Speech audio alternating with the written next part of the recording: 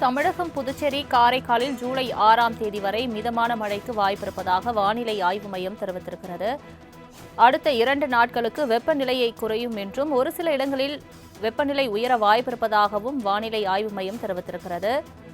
மத்திய அரபிக்கடல் பகுதியில் ஜூலை 4 வரை பலத்த காற்று வீசும் என்பதால் மீனவர்கள் கடலுக்கு செல்ல வேண்டாம் என்ற அறிவுறுத்தலும் கொடுக்கப்பட்டிருப்பதாக கூறப்படுகிறது.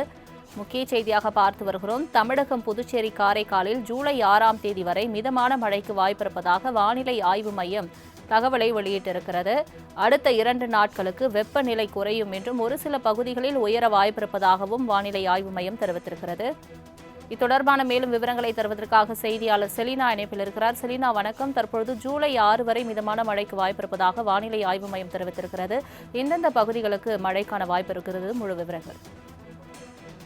மேற்கு திசையின் காற்று வேக மாறுபாடு காரணமாக தமிழகத்தை பொறுத்தவரையிலும் இன்றிலிருந்து 6ஆம் தேதி வரையிலுமே லேசானது முதல் மிதமான மழைக்கும் ஒரு சில இடங்களில் இடி மின்னலுடன் கூடிய லேசானது முதல் மிதமான மழைக்கு வாய்ப்பு இருக்கக்கூடும் என்று சென்னை வானிலை ஆய்வு மையம் தெரிவித்திருக்கிறது.